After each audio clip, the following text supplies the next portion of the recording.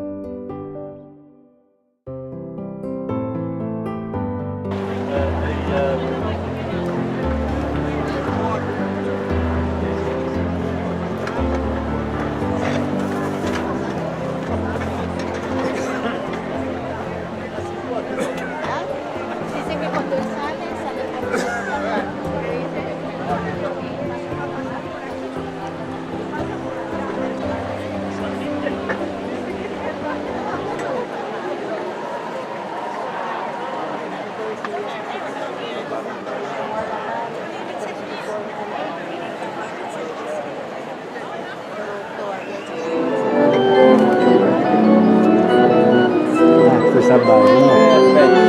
Voi venite tutti quanti, no? Passate? Prego, prego. Grazie. In nome del Padre, del Figlio e dello Spirito Santo.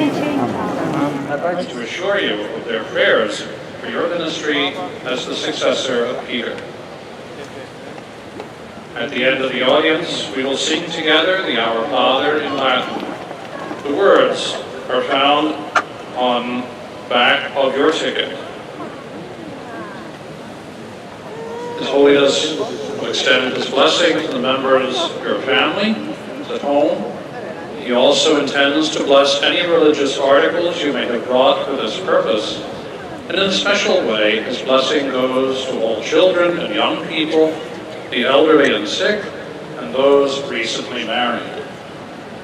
The following is a summary of the Holy Father's words this morning.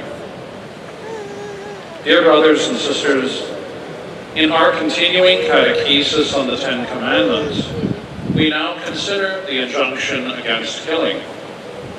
We could say that every evil is caused by a disregard for life.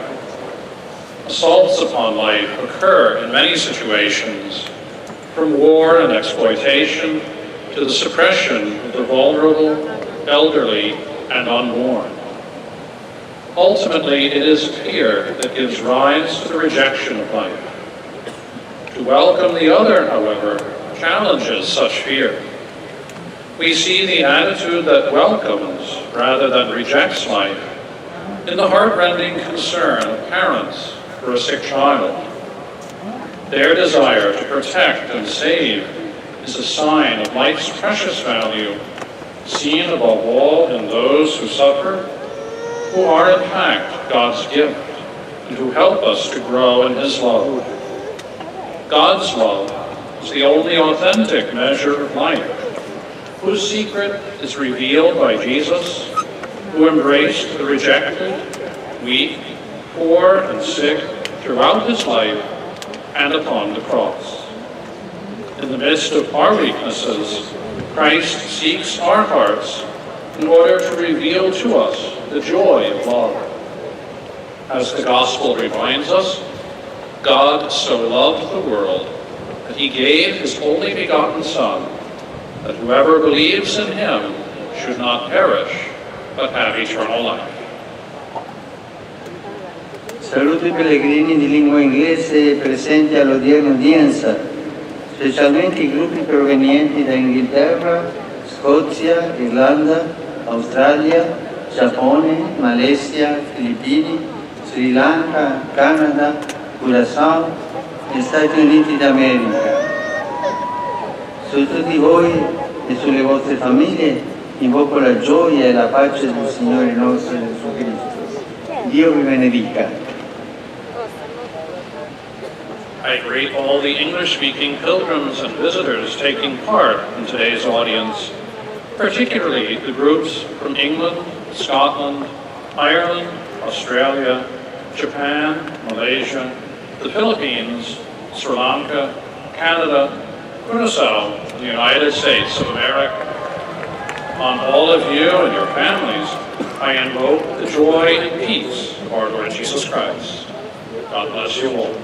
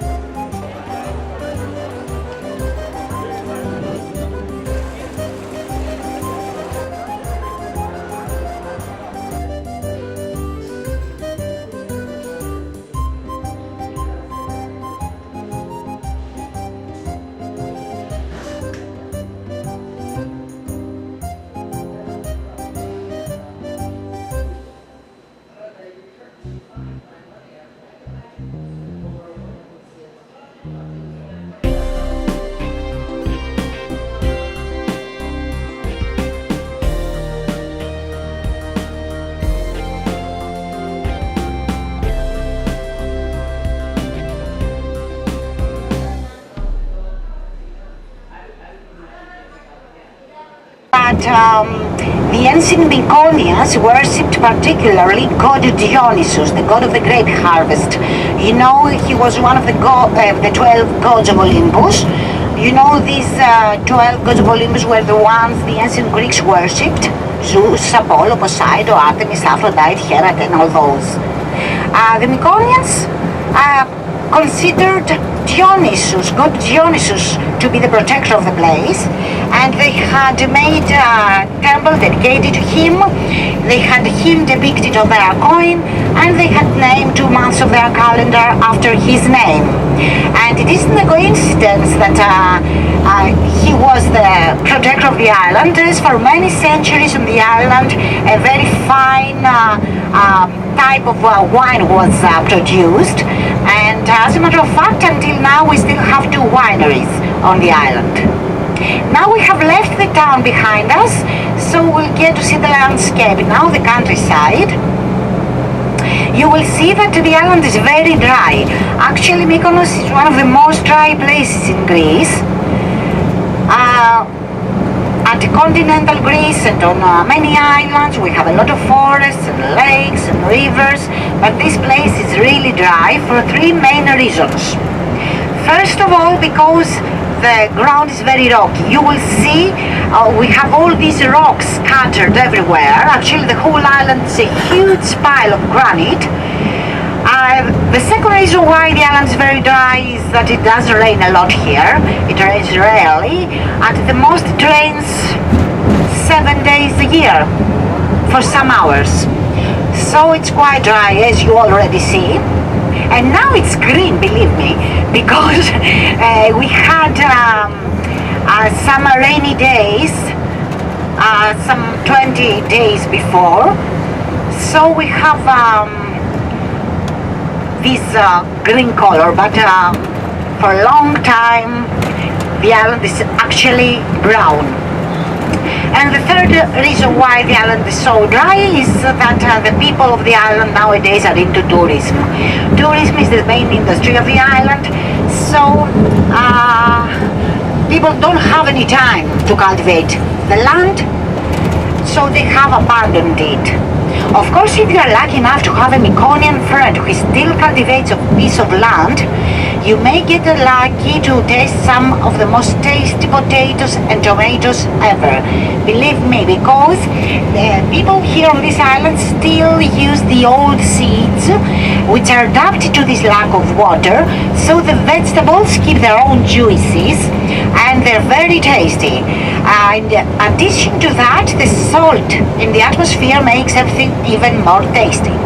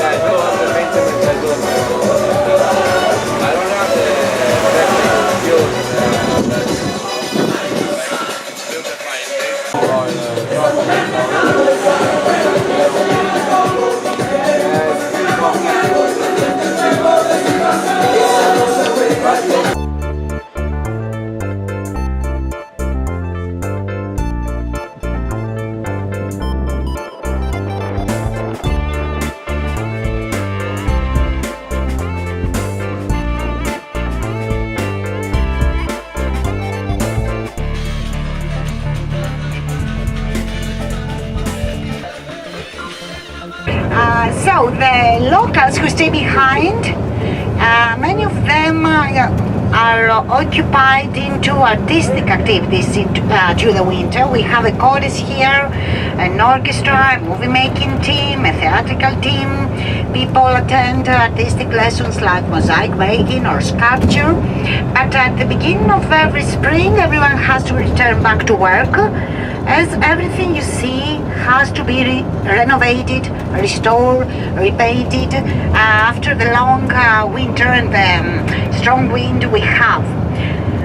So during the spring, at the beginning of every spring, the island seems like a huge workshop, so as everything to be ready to host the visitors.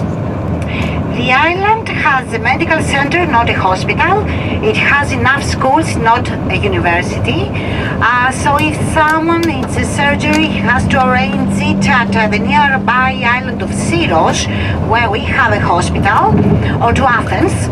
And of course, if there is a great emergency, if it is a matter of life or death, we have this that boat which gets straight to the hospital of Syros Island, or the choppers which come here to take the patient to Athens.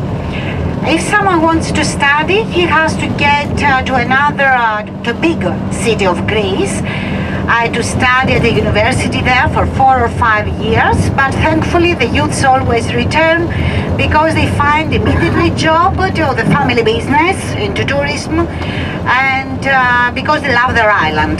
So this is the reason why the population of the island is among the youngest in Greece. And as a matter of fact, we also have one of the youngest mayors in Greece. He's only 38 years old.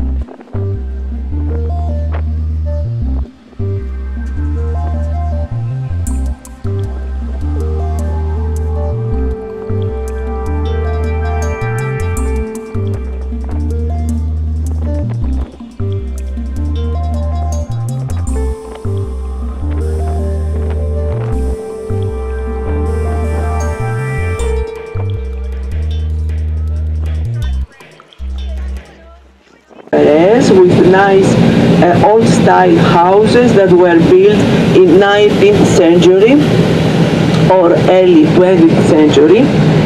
Unfortunately, many of them have been replaced by the modern blocks of flats that we see.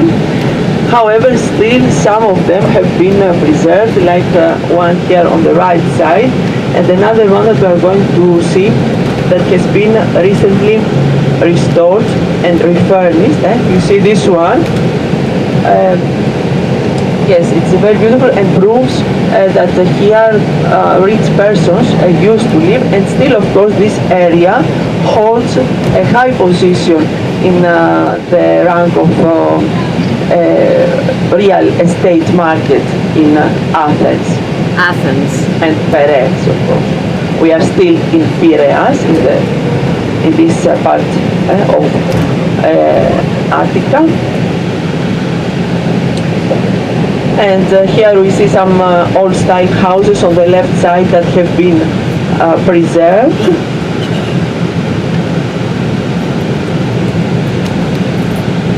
And here on the right, we are going to see the third natural harbor of Piraeus. It is called Mikrolimano, which means the small port.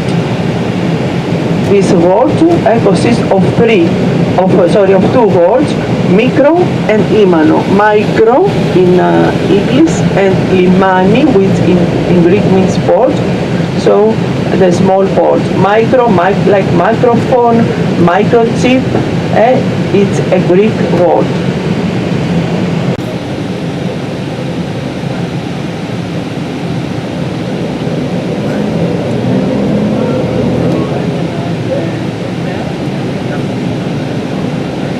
And we see that Athens is a city spread out and developed in a plain, surrounded by mountains, and we see some hills. Okay, from here we can see the Acropolis, one hill of the Acropolis, and Lycabettus Hill. And here in front of us we see two athletic facilities. On the right side is the basketball stadium. We call it Peace and Friendship Basketball Stadium on the right side.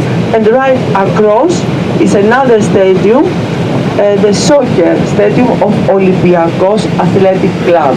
Olympiakos Athletic Club is very popular in Greece, and it is the athletic club of Piraeus. The equivalent of Athens is called Panathinaikos. Olympiakos Athletic Club has many teams, football team, basketball team, very popular, where Greek people were very strong in basketball, and many Greek basketball players play in Europe and in NBA also.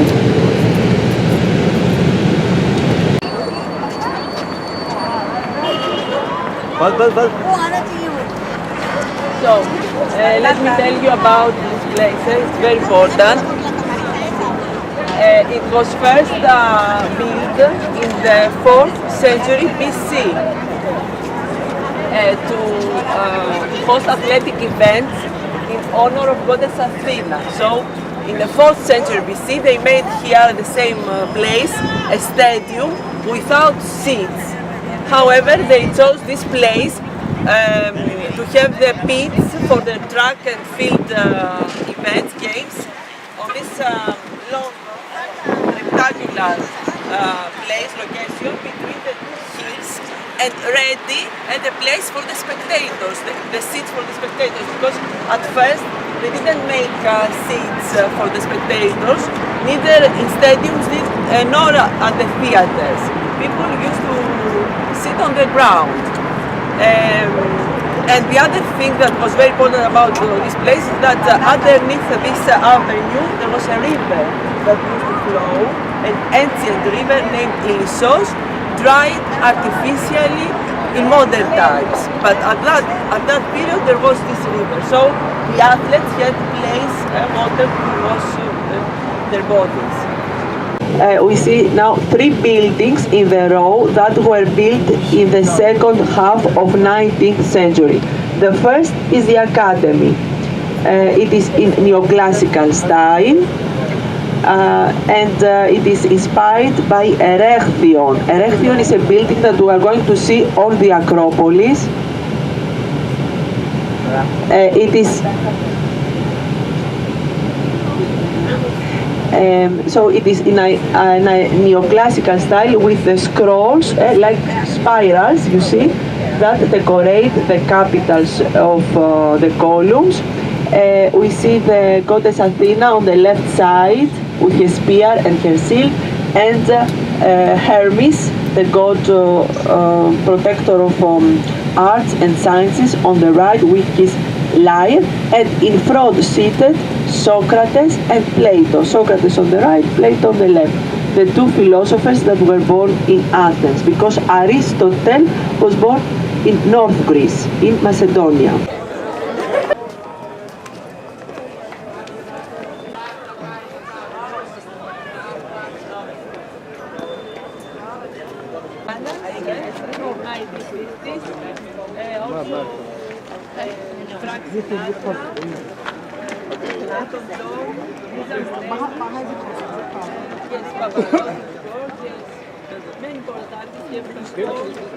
好了，现在来压地啊，等一下补上去啊。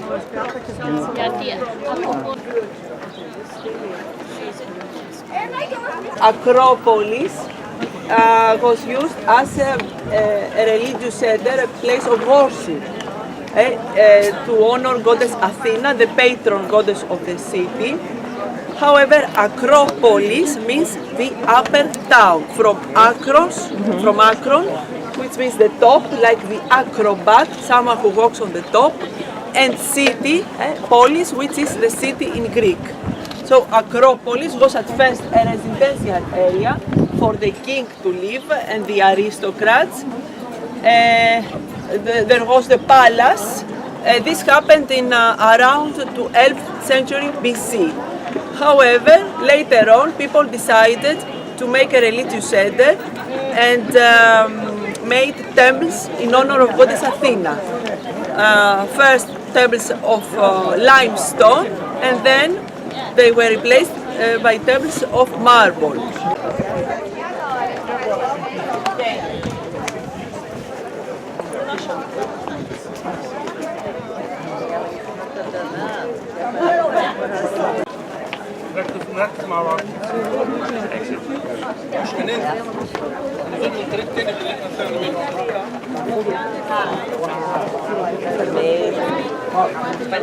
Oh shit. Oh my god, how the hell did my mother do this?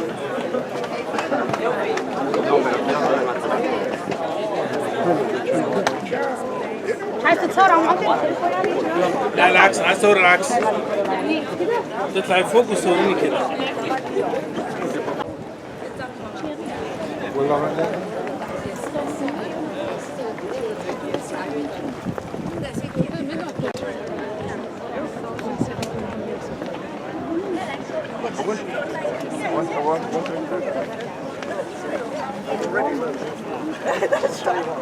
This is Parthenon.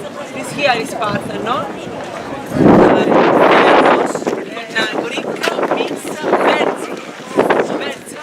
So according to myth, goddess Athena remained virgin, didn't have a love affair. For this reason, the temple dedicated to Athena was called Parthenon, the chamber of the Virgin. It is made all of marble, marble that came from the mountain Pendelis.